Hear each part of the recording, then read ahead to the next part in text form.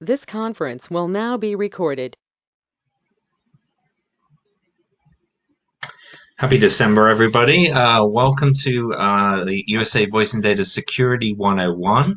Today, we'll be talking about securing your business with a modern security stack. Obviously, there's been a lot of changes in the last few years with respect to security, and all of us are hearing more and more companies getting hacked, friends getting hacked, etc., etc. So I know it's a major concern on every business owner and senior executive's mind, and as they look into 2020, they're probably asking themselves, what are the major security initiatives I need to be focusing on for the new year? So, my name's Sam Sansom. I'm one of the principals of USA Voice and Data. I'm joined by Joe Pfizer, one of our senior engineers, etc. And today we're going to be running you through a deck, today's agenda, taking a look at the evolving world of infrastructure and how that presents new security challenges. We're going to be talking about the paradigm, yesterday's security reality versus today's security reality. We'll be running through how you'll get to understand your current security posture. How do you start to evaluate your risks today? We'll introduce USA Voice and Data and give you an idea of what makes us the security experts and experts you can reach out to if you need some assistance. Then I'll be handing over to Joe, and he's going to be introducing the modern day security stack, and maybe covering a few of the leading security solution providers. Obviously, it's a very busy marketplace, but obviously that's something that he handles on a day-to-day basis. So he can give us some really good insight on how the different providers are focused on different areas of security, etc. We'll then have a couple of slides around revising your security posture and developing priorities and goals.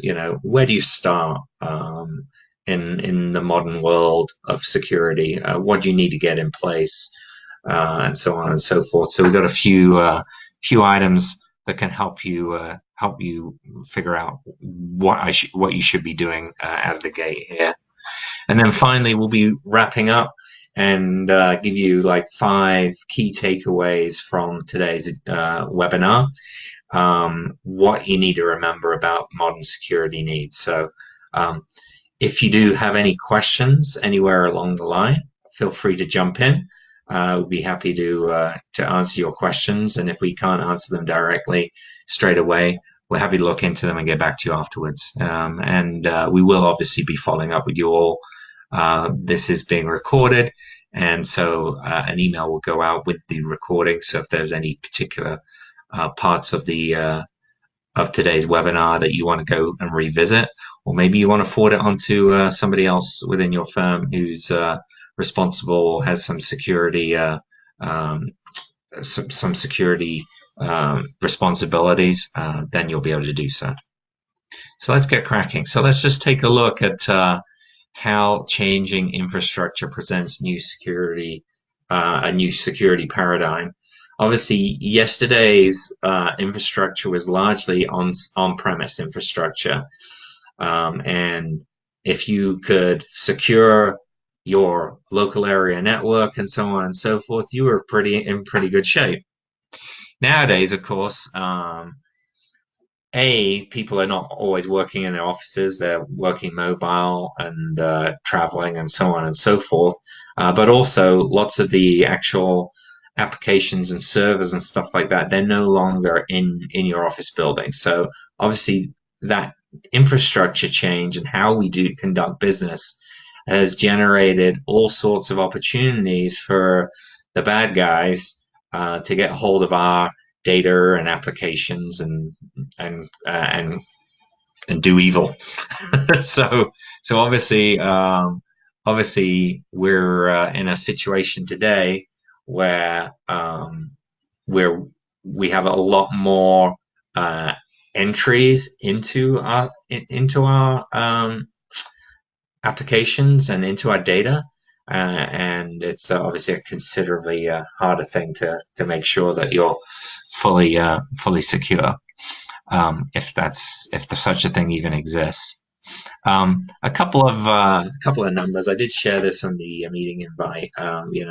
But some pretty alarming numbers here.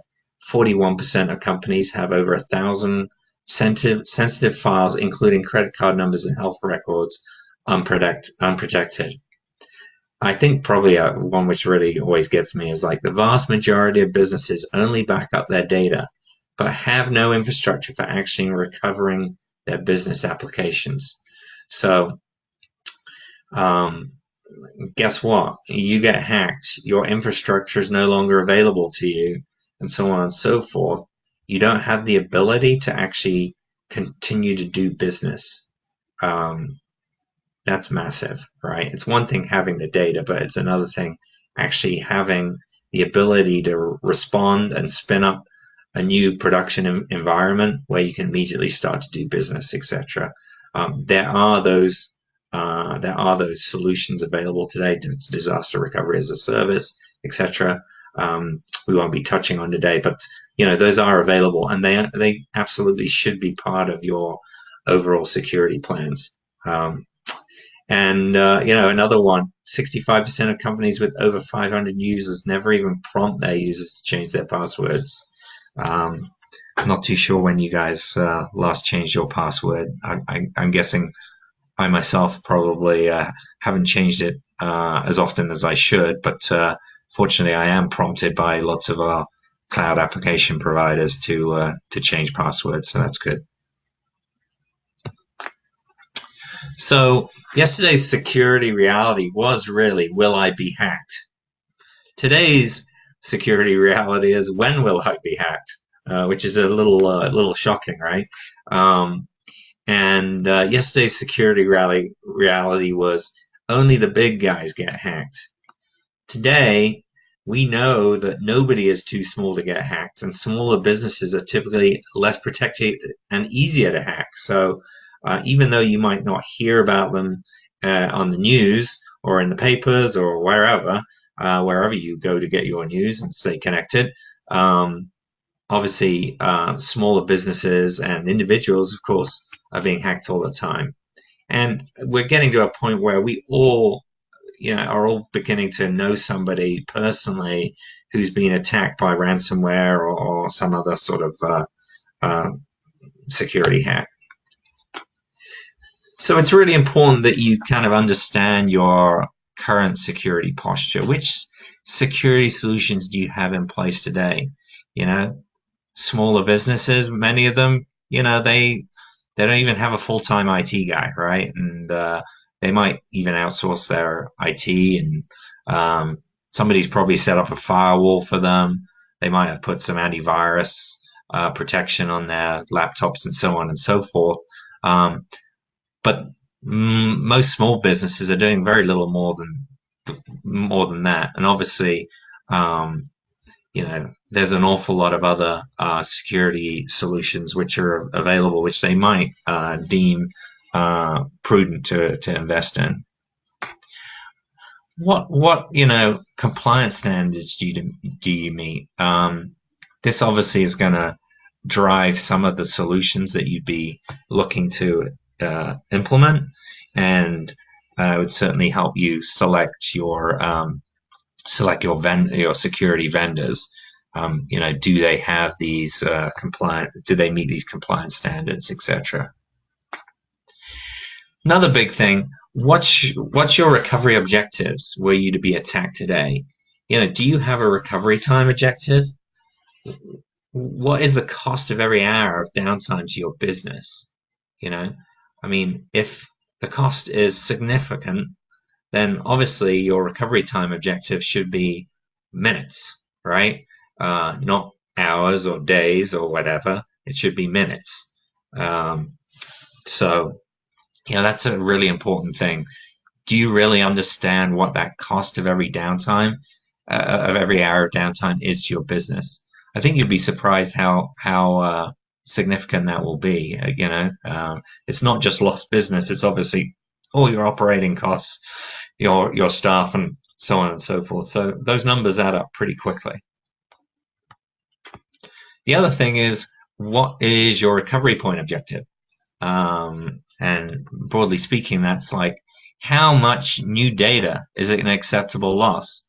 So can you recover all data up to the last 30 minutes, an hour, 4 hours, 8 hours, 24 hours? What would be an acceptable loss for you? It's really important that you understand these, because these two things are really going to drive how much budget you are going to allocate to making sure that you are secure, and B, it gets your whole team to understand, what their goals should be from a recovery perspective. And then how do you handle security today? I think, one of the biggest shocks in the security industry is the lack of resources, like really high quality security resources. And, there's a recurring statistic going around that, unemployment is negative for security professionals. And I think, that really is a major thing. So, even if you can hire a security professional, you're going to have to pay them an awful lot. B, they're very likely to leave and move somewhere else for a bigger paycheck, etc. So I think, what we're seeing is lots of businesses recognize that it's really difficult to attract and keep a security individual, or even like individuals in a team.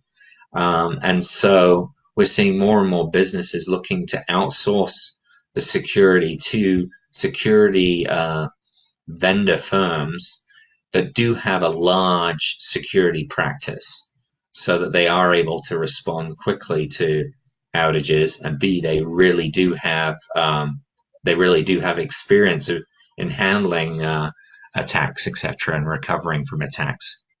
So, what resources do you actually have on staff today, and how do you or they handle logs and alerts that are coming from any security solutions you have in place today? And then how do you or they resolve those security incidents? When was the last time you actually used a third party to complete a security assessment? This is like just basic best practice here. And obviously there are lots of firms that would do a security assessment or penetration testing or so on and so forth. So I think it's important, if you haven't had one of those, if you haven't had a third party security assessment in the last 12 months, or you haven't conducted any penetration testing, etc., this might be a really great place to start. Then, be honest with yourself. What are the primary issues with your current solutions, right? Are you concerned about a security breach? Is it the extreme cost of your current solutions? Are they just outdated? Are they evolving? Do they adapt to the latest and greatest security threats? Or what is it? It's important you understand and recognize and be honest about any issues that you have with your current solutions. And with that, let me just introduce USA Voice and Data. We're a leading technology solutions advisor and broker. So we help businesses with their technology infrastructure across a number of different areas. There's like 8 on the left-hand side here of this slide. Obviously security is one of them. And our services fall into like 6 real service categories. Obviously, a lot of these are about infrastructure and making sure people have the right infrastructure from a telecom and network perspective, from a cloud network, and cloud application perspective, etc. But coupled in with those, we also have like risk management and DR, business continuity and security, sort of services, etc. So we see hundreds and hundreds of clients looking to do things with their security every year. So our engineers, as a result, have a lot of experience working with different technologies, different security solutions and vendors, and so on and so forth.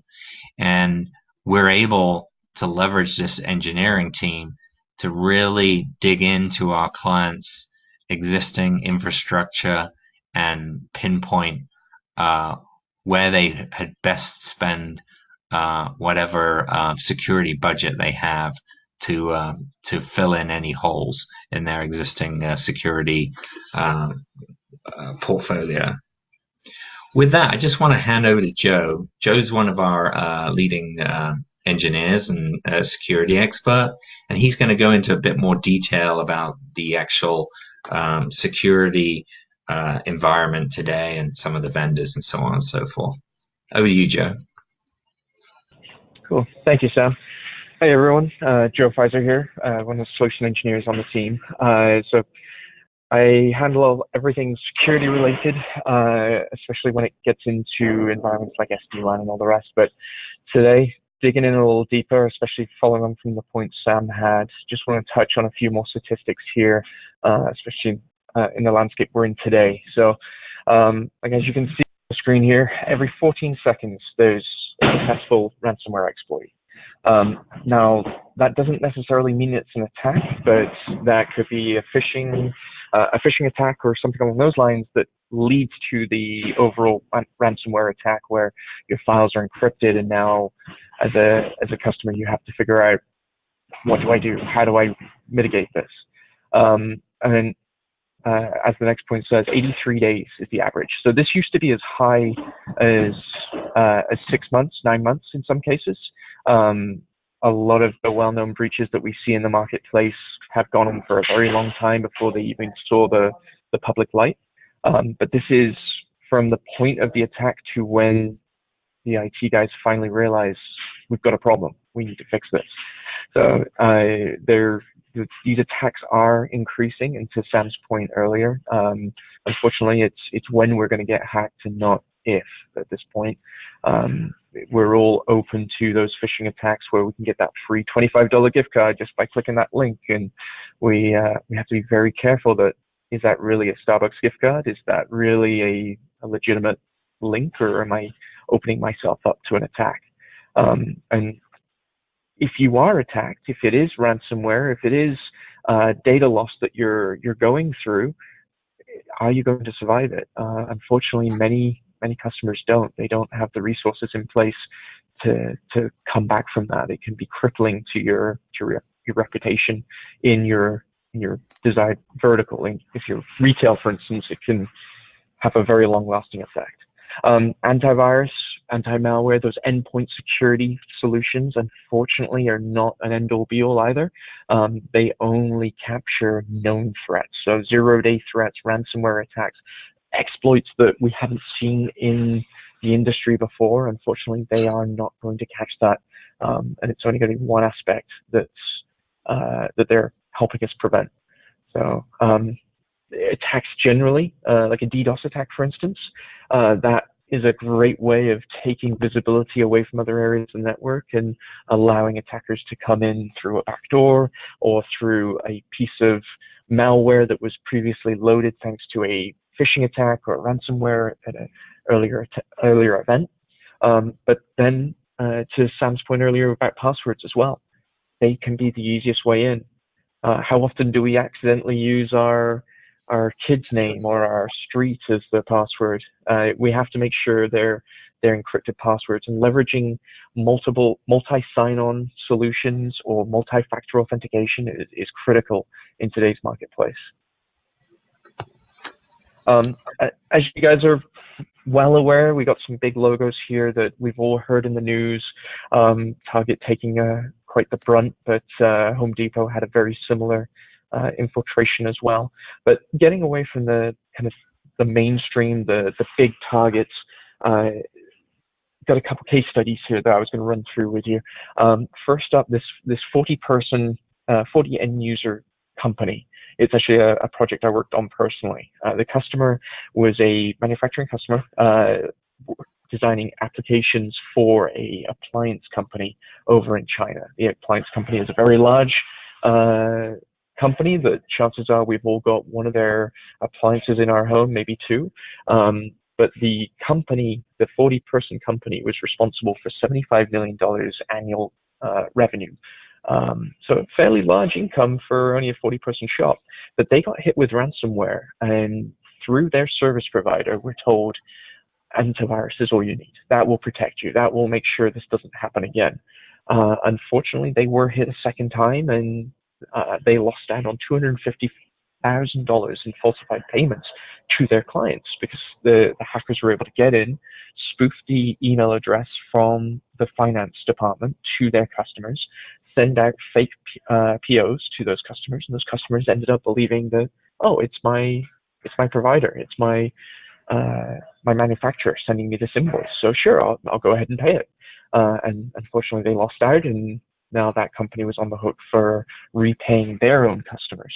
And unfortunately, they were adamant that because the service provider told them antivirus was all they needed, that's all they wanted.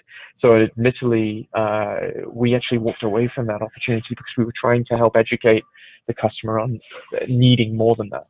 From a security perspective, they only had a zone-based firewall. So a zone-based firewall is only stopping known threats. It's not looking at intrusion prevention, any sort of botnet, any malware on the network going beyond just the endpoint. So there was a lot of additional layers they needed to look at on that one.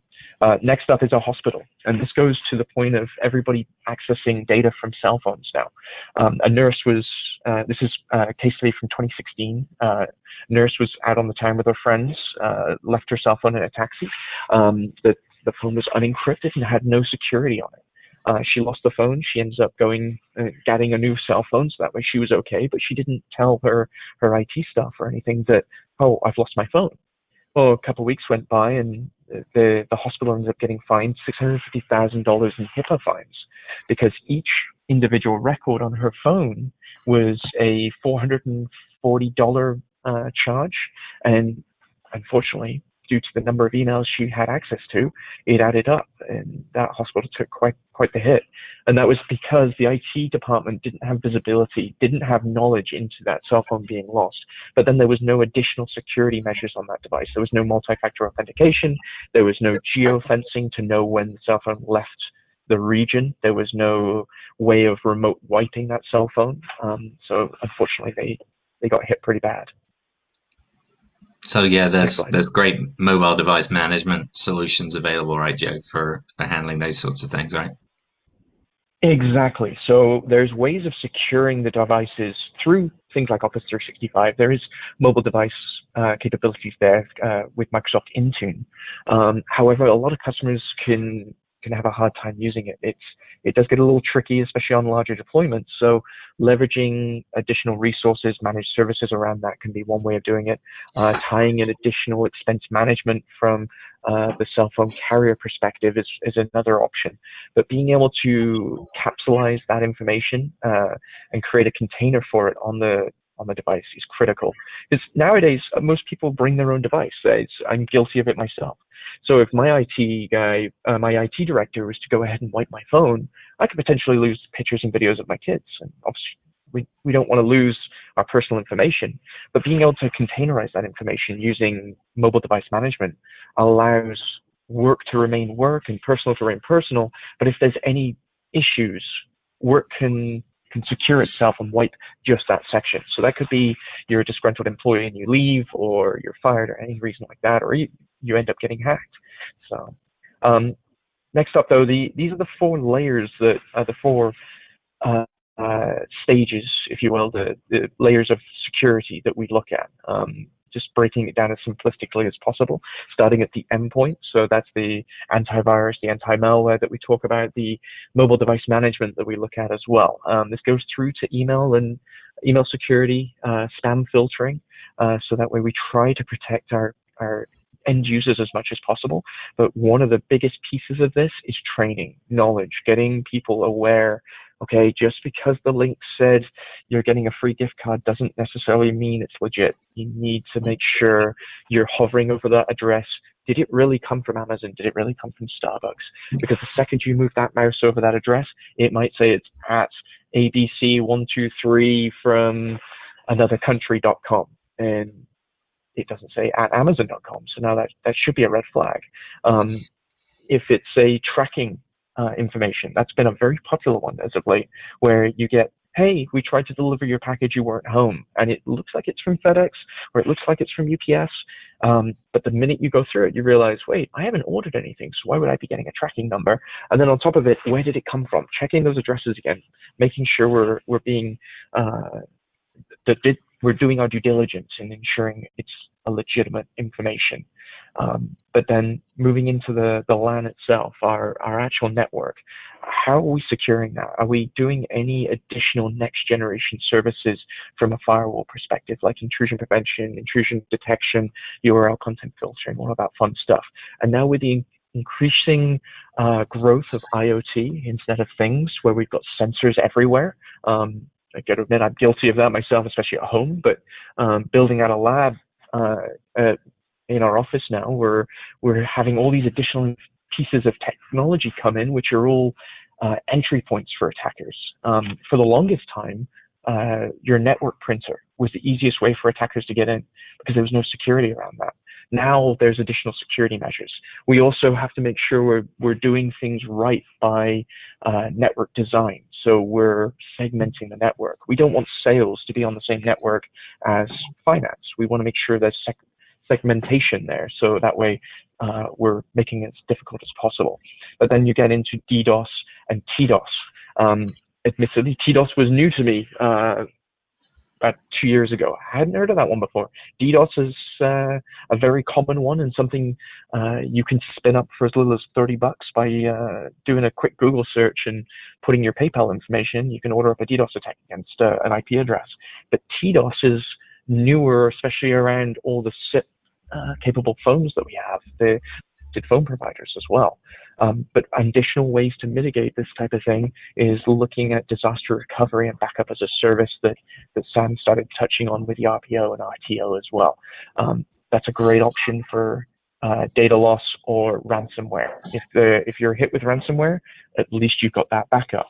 But that may not be the end-all be-all. Making sure that backup is secure is critical too, because absolute worst case, you get hit with ransomware, and now next thing, your backup, your disaster recovery environment is also infiltrated, and now you've lost everything. So making sure we're looking at security in every aspect of our environments is absolutely critical. Joe, can you just talk a bit about IDS and IPS and what those are really? Because everyone's this ultra unified threat management, these big terms and so on and so forth. They sound very impressive, but can you explain what they really do? Everyone's probably really familiar with a firewall and don't let people go to this site or that site or et cetera, et cetera. But can you just talk about those more advanced features? Certainly. So when we're looking at a firewall, for the longest time it was opening and closing ports, allowing traffic based on access control. That's great. However, I have no idea if you're good or bad. You want access to this, your IP address looks like it's in the right range, sure, I'm going to let you through. I'm not doing any additional verification of that user, of that device that's trying to connect. We finally started moving, going back about 10, 12 years at this point, we started getting into IDS, Intrusion Detection Services. So now I've got an alarm on my firewall. So this is now telling me when there's an intrusion, I'm getting those alerts. But the downside with that was I'm getting hit with alerts all the time. A lot of them are fake alerts, so it's crying wolf a lot. And that's something we start getting into with SIEM and security information event management and all the logs that firewalls produce. So it was great having that alert, but now what do I do? And then intrusion prevention was the next step up, where it was taking the detection a step further and actually preventing it. So now I'm getting notified of that detection, but then it's also preventing it as well. that was what was considered the next-gen services, the next-generation services in a firewall. Something you were commonly seeing from Cisco with their ASA line, the SourceFire acquisition a couple of years ago, was a huge boost on that next-gen services for them. Palo Alto has that. Juniper, for the longest time, was doing it on their SRX line. We were starting to see that just across the board from security vendors, where next-gen was really the only option, getting away from just that zone-based. Fortinets and your Barracudas and everyone like that, right? Exactly. It is a sore topic, especially when we start looking at additional technologies outside of security, things like SD-WAN. We have a lot of SD-WAN providers saying, "Oh, we can do SD-WAN, we do it better than everybody, and guess what? We have a firewall included." Well, start pulling back the curtain just a little bit, and you suddenly realize that firewall is no better than that zone-based firewall from years ago that we've moved away from, because that just doesn't cut it in this day and age. Yeah. There are absolutely a couple of providers that do provide the next gen firewall capabilities with these things, but it's really important that you understand the scope of the firewall capabilities of any SD-WAN provider that you're considering. We'd be happy to talk to you about those if you want to consider that. Certainly. And the other aspect to that is, where is that security vendor getting their signatures from? So that's a very important one too, because I run into a lot of customers that leverage Meraki. Personally, I like Meraki. It's easy. Part of the reason I like it. But from a security perspective, if you initiate the next-gen firewall capabilities with their advanced security license, you now get an SD-WAN-like capability, you get intrusion prevention, intrusion detection, URL filtering, content filtering, all that fun stuff. But then you have to look at where they're getting the signatures from for that capability, and they're actually leveraging open source. Snort is the name of the company they leverage, but it's open source signatures. So when it comes to zero-day threats, they're severely lacking against a Cisco SourceFire option, Palo Alto, Fortinet, any of the bigger names in the industry, where they're actually leveraging much more well-known signature catalogs, if you will. Something like Talos is on the Cisco side. It's highly ranked in the industry and does a very good job of updating their customer base as well as their firewalls. So when zero-day threats get known, it pushes out those updates. Snort, unfortunately, is delayed in that because it's open source. So, jumping into the WAN side of things, though, we start getting into our cloud-based firewalls, our web security, our WAS, so web application firewalls, things like that. Anything to protect those cloud-based solutions more on the WAN side of things. SIEM starts getting introduced here as well for our logs and our events, so that way we're only one-man, two-man. Maybe you've got a team of 5 or 6 guys in the IT department, but looking at logs gets into the thousands, sometimes hundreds of thousands, depending on the size of your deployment. You're not going to physically be able to go through all of those. It's going to be crying wolf on a very regular basis. So looking at a SIEM product, something like Splunk, Alien Vaults, those are 2 of the very common names in the industry, but there's tons of them out there where they're going to help simplify those logs. They're going to help look at the patterns, using BI, they're going to be able to sift through and see what's a real threat, what actually needs attention, and help prioritize it to help speed up and make your IT team more efficient. And then when we get into additional services outside of the LAN WAN, we start looking into penetration testing, vulnerability scanning, augmenting our CIO, our security assessments, and looking at third parties to help us bridge those gaps in our security, helping us identify issues, making sure that we're not leaving any windows and doors unlocked, for instance. And then Cloud Connects, that's been a very popular one this year with everybody moving into an AWS Azure environment. I've got some larger customers that, frankly, they're pulling back from those environments to a data center, a physical data center, to do co-location and have a hybrid setup between the cloud environment as well as data center, but they still need a secure connection through to that cloud environment to avoid any sort of middleman attack or anything like that. Yeah, and we definitely got a bunch of great data center colo partners, etc., that do have those have set up those Cloud Connect routes directly from their data centers. So yeah, again, if anybody's looking at moving any of their infrastructure from their offices into a data center colo, or as Joe mentioned, moving some of the workloads out of AWS and into a more potentially a more cost-effective colo environment, or private cloud environment, then we definitely have some great providers that we can introduce to you guys. One thing which really sticks out in that third-party services, and I think it's great that there are these third-party service providers out there offering all these services, Joe. One thing I think is particularly interesting is the breach response retainer, where we've seen some providers that will basically, it's almost like you taking out a insurance policy, where they have staff on hand, expert staff on hand, to actually handle the immediate response should a breach take place, right? So it's not like you're having to hire a $200,000 security person, and that person is they're doing their regular 9 to 5, and if the breach took place and all of a sudden they are drowning, and don't necessarily have the experience and just the level of resource to be able to handle everything that needs to happen when a breach takes place. Instead, offloading that breach response to a third party with a big army of security specialists who know how to respond and react to these different types of breaches. So that's something which is certainly a really nice piece of insurance for businesses out there who don't necessarily have a huge desk of security specialists on staff, etc. And it can be quite cost effective, right, Joe?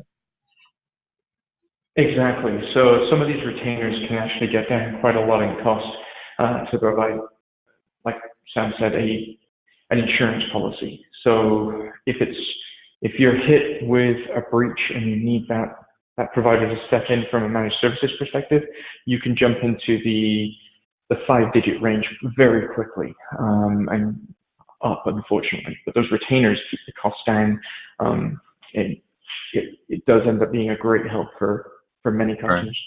Right.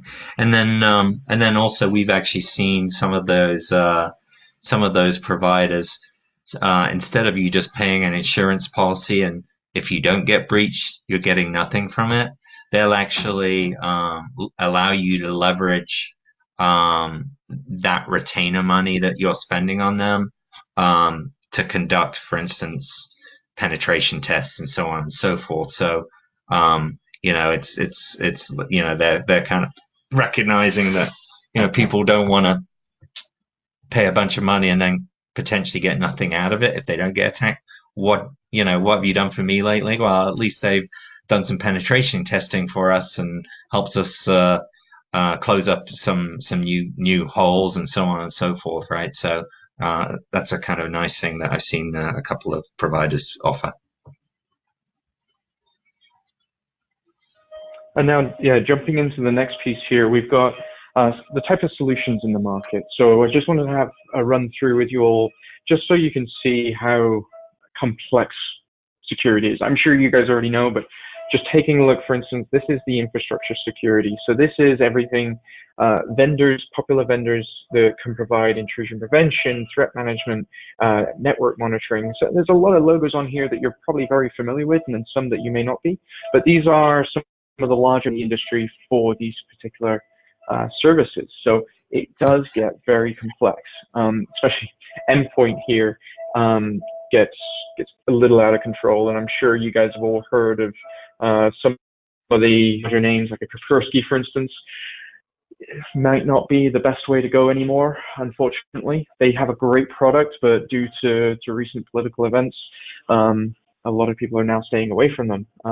They do, however, just on a side note, check out their website. Their threat management map is a globe that spins and highlights all the different DDoS, TDoS, IPS, malware attacks, things of that nature. It's a pretty cool tool visually. But Fortinet's also got that as well. Looks a little bit more like a Star Wars asteroids kind of look, but the first one looks great. But this is just to highlight how many vendors there are out there that are able to help you with security. Some of them do a really good job. Others, admittedly, do get stretched a little thin because they're trying to do so much under one umbrella. Getting into like mobile security, for instance, you have, if you're an Office 365 customer, you do have access to Microsoft Intune, which is considered one of the better ones on the market, but it can be complex, and it goes across the board in security. The only way to make it Yep. Joe, can that work with Apple devices as well? Exactly. Apple, Android, Windows, you name it. Okay. Admittedly, if you still have a BlackBerry from 10 years ago, that might not work anymore, unfortunately. But BlackBerry themselves have turned themselves into a security company as well now. Yeah, and I know there's an Apple specialty product and so on and so forth, but unfortunately that doesn't handle the non-Apple devices so well. So yeah, if you've got a bit of a mixture from devices, both in terms of laptops and iPads and then the actual smartphones as well, it's important that you do your research and make sure that you get all your bases covered for all your different devices. Yeah, I will say Mobiline and AirWatch are two of the very common options that I see most. They're both very, very good pieces of software that many managed service providers end up using for their own MDM services as well. But yeah, this is getting into identity access management. That's another area where I wanted to touch on with you guys as well. So we talk about the traditional firewall and how we've gone from the zone-based through to a next-generation services device where now we're able to look at intrusion prevention, URL, content filtering, all that fun stuff. But when you start looking at identity access management, this is becoming more and more critical, especially around remote employees. So you may be a remote user. You may have a home office that you use a VPN connection to get back into your environment, your work environment, to access your files and your servers. But a traditional VPN connection has been around for decades at this point. Unfortunately, there's been no real advancements with VPN. So we make the connection to our environment using our app. We log in using our credentials, our username and password, and we're in. And then once we're in, we see the whole infrastructure. We see all the different files, the folders. Maybe we only get to the server level thanks to the access control list set by the firewall, but we can still see it. And if we can see it, that means it's an attack vector that people can use to figure out exploits against and go further into it that way. But taking that a step further with identity access management, now we can start looking at who that user is, where are they located, what device are they on, is it Android, is it Apple, is it Windows, if it's a laptop, what type of processor is in there, how much memory, what's the version of the operating system, what's the version of the antivirus. We can really start getting very granular with who that person is, because from a corporate environment, from a business environment, maybe we standardized on IBM Lenovo laptops, and they all have an i5 processor, and they all have 16 gigs of RAM. So why now all of a sudden is a HP laptop with 32 gigs of memory and an i7 processor trying to access my network? That should be a red flag right there. And now we can take that and leveraging AI and BI, we can start finding out patterns.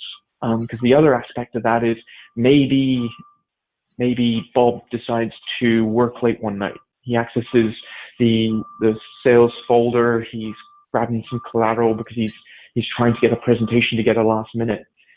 that's outside of his norm. Maybe he's not. Maybe that guy usually works 9 to 5, and that's it. As soon as 5 o'clock hits, slams the computer shut, and he's out of there. So for him to log on late at night, that's a problem. That should be where AI and BI can help us understand patterns. Where this is now set a red flag. We'll monitor that person. We'll see what they're doing. We'll let them continue. But if they start jumping around, we're going to lock them down. We're going to either throw them into a sandbox and watch them further, or we're going to block them and kill the connection immediately. But then taking the connection piece a step further as well, instead of allowing people to connect then authorize, we need to authenticate then connect. So that way we can really dig deeper from a security aspect. So getting into additional services here, though, application security, as you can see on the screen, this is, like I mentioned earlier, your web application firewalls, your any additional security around the application themselves. This is going to be for the customers with the websites, or if you are running a software as a service for your customers, this is the type of security you need to be looking at as well. So, and then the security operations and incident response. If you guys don't have a SOC, a security operations center, maybe you don't have the staff for it, or maybe you do have a SOC, but it's outsourced to a service provider. Understanding their capabilities, if it's 24/7, what happens if they detect an incident? Are they providing any response? Are they providing any mitigation services for you? That's going to be critical on those aspects as well. Any questions so far?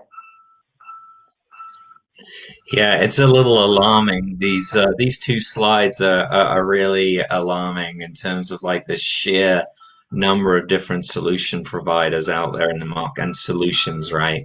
Because we're going to go in the next slide, I think, Joe, we're going to actually talk a bit about some of the actual solution providers that, that are basically providing management of these types of solutions on behalf of clients, right? Correct. So it's like we see all the logos between these two slides. It's a monster. It's a mountain of information to look at each of these individually. And if you needed services around any of these, how do you go about vetting that process? How do you figure out which is going to be right for you and your business? That's the hard part. It can be a mountain on its own. And that's why you're there, right, Joe? To help customers evaluate these things, right? Exactly. Me and the team are here for you guys. We're here for any additional follow-ups. If you want to just kind of talk through where you're at today, if you want to talk through what your roadmap looks like, that's where we can be engaged. We can come on site. We can set up a call, and we can walk through what you guys are looking to do, how you're looking to protect yourselves. Maybe you haven't set a baseline with any sort of vulnerability or penetration testing, and that's where we need to start, just so that way we've got a pulse on where we're at today and where we need to get to. And that's where some of the logos up here come in. So the four logos on the left side there, Corvid, CyberHat, HTG360, as well as Intrusion. Those are the four that we actually just recently onboarded. They are heavily focused on security. I got to admit, CyberHat's a fun one. They do ethical hacking, which when they talk to you about it, it's incredible. It's so fascinating how they're able to just pinpoint on one person, and they use social engineering, everything under the sun, from a legal standpoint, to see the vulnerabilities within your network. From maybe it's the CIO you need to go after, the CFO, let's say, because you're afraid of them leaking information, whether on purpose or accidentally. But this is where those type of tests can come in. Those other logos on the side there, I'm sure you are familiar with them, like the CenturyLinks, AT&Ts, Verizons of the world. Not typically a security company, but they do have very strong security practices that we can leverage as well. Yeah, so, obviously those guys, they're used to having to secure their own networks, which are obviously massive and vast, right? So what they've really been able to do is leverage all that expertise that they have of managing their massive infrastructure and securing that, and they're basically pushing that expertise down to their clients, which is really kind of cool. And again, we'd be happy to make some introductions there. We've got about 5 minutes left, Joe. So I just want to have you just really race through these last couple of slides. Yeah, I know you want to just briefly mention AI and BI. So you want to just quickly? Okay. I'm having trouble hearing. Somebody's playing the piano in the background. Maybe you can mute everybody except Joe. Yeah, let me just see if I can. Unfortunately, that's on my end. I've tried to get away from it as much as possible, but it's following me. Oh yeah, I'm afraid Joe's actually on the down. He's just preparing for an event. Thank you, though. Oh, okay.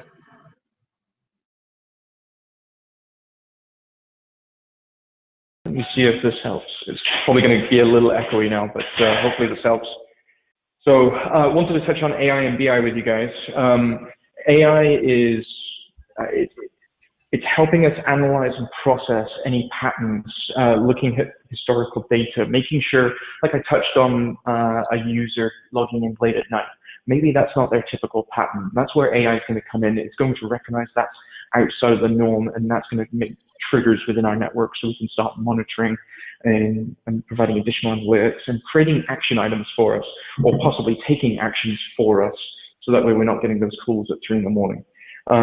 Business intelligence, this is where we're looking at the business drivers themselves, the analytics, the reporting, and looking out for ways to help improve the business, and looking at ways to create ROI, because obviously security is not something everybody wants to spend money on, but maybe there's ways we can create a revenue stream from it as well. Going further, SIEM, endpoint protection, and those next-gen services, that's all leveraging BI to create patterns, looking at the analytics, and pushing further into the security landscape to try to make the IT guys' life a little easier. AI is really this, you're going to see that through multiple verticals in the industry, whether it's phone systems, security, SD-WAN, you name it. It's going to be AI-driven, where we're trying to simplify as much as possible, leveraging software to speed things up, speed up response time, speed up remediation, things of that nature. And then getting into cognitive security and the advanced SIEM products, that is where you're going to see the main drivers come from, but it will filter down into other technologies as well. So yeah, last few minutes here. So, I think obviously it's a very complex environment. So where do you start? Obviously the first place to start is inventory, getting an inventory of your current environment. What have you got? When's it coming end of life? That sort of thing, right, Joe? Exactly. End of life, end of support contracts are going to be critical. And you're going to have a rough idea when this is, because your Cisco rep, your HP rep, whoever it is that sold you that gear in the first place, is probably going to start hitting you up through phone call, email, and all the rest of it. Hey, it's time to renew. If it's an end of support contract, they're going to be trying to sell you additional hardware. So obviously that's an easy way of knowing when those dates are coming up on you. But by all means, we can help you look those up if you need assistance there too. But it's a great, understanding your environment, understanding what's there is going to be critical as well. A lot of people like to do just one manufacturer across the board. You might get better support from one manufacturer rather than spreading thin across multiple.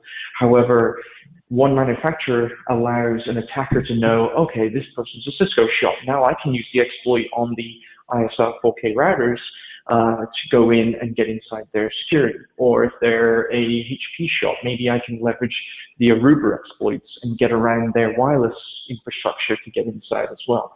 But understanding that infrastructure, and then to Sam's point earlier, your understanding your tolerance for data loss is going to be critical as well. How long can your business be down for? If you're hit with ransomware and they give you a week to pay that ransomware, first off, how are you going to pay it? Which you shouldn't. You need to get law enforcement involved, as well as security services involved, to try to mitigate that issue. Hopefully there's a backup in place that we can leverage and get you back up and going that way. But understanding where the tolerance is going to be is a huge one to especially help set that budget. And assessments. That gets us the baseline. That gets us to understand where you're at today, where we need to look at improving. Maybe you've got that next generation firewall. You've spent a lot of money on it. It's got all the bells and whistles under the sun. But if it wasn't deployed, if it wasn't implemented correctly, it may not. You may have a paperweight on the edge of your network. So running through those scans and those assessments is going to be critical as well. But all of this is going to help create the budget for you, so you understand where is going to be best to spend the money. Because obviously none of us have found the money tree, so we need to make sure we're not just blowing money on things that are not going to help improve the business, secure the business, and ultimately scale with the business. So, training though is also the underlier to all of this. Our biggest weakness in security is us, the end users themselves. Unfortunately, we're the weak point. We're the ones that are going to click that phishing attack. We're the ones that are going to allow somebody to slip in through the door because we held it open, trying to be nice for them, things of that nature. Because penetration testing, for instance, it can be just software, external, but it can be on-premise penetration testing. How easily did somebody get inside my building? How easily did they get into the server room? Things of that nature. And if they did get into the office, is each port at each desk, is that secure? Is that, if the desk is open, is the port live? Is there any sort of port security on there? Getting as granular as that as well is important. Yeah, so this is pretty much the last slide. I just wanted to make sure we had some sort of key takeaways for everyone. I think I mentioned this right at the beginning. Obviously, security is potentially an expensive thing to guarantee to actually put in place, right? And I mentioned, like, there's zero unemployment. There's negative unemployment for security folks these days. So they are extremely hard to A, to pay, and B, to hold on to. Somebody's always ready to pay them a bit more and for them to move on. It just kind of makes sense. That's why we're seeing such a take up of these third-party security services, where they are real security specialist firms with big benches that can handle security for multiple clients.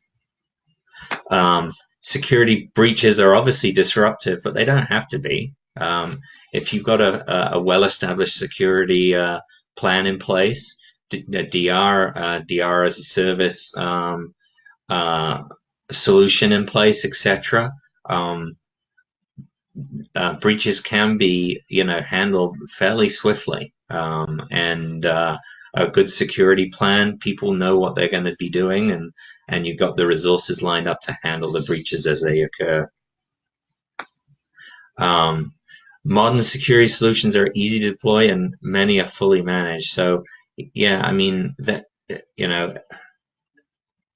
there's a lot you can do fairly quickly with security. It's not like ordering a circuit and waiting for AT&T to dig up the street and so on and so forth, which could be 90, 120 days and so on and so forth. Once you have a plan in place for security, lots of the solution providers can implement their solutions fairly swiftly. I think that kind of speaks to that as well. And then finally, security breaches are happening today, and you could be next. So don't wait to evaluate where you are with your security. And in that regard, I'd like to just thank Joe for your insight, etc., Joe. And we would absolutely welcome anybody out there reaching out to us. info@usavoicedata.com, or give us a call on our main number there. We would be happy to set up a free security solution evaluation.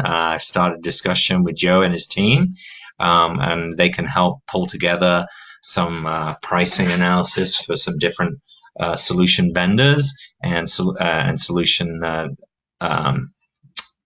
types. Be happy to do so. So And finally, obviously, we'd be happy to set up security solution demos with any of these vendors, etc. So don't hesitate to reach out. And with that, I'd like to thank you all and wish you the very best for the day. Thank you. Thank you. Thank you, guys.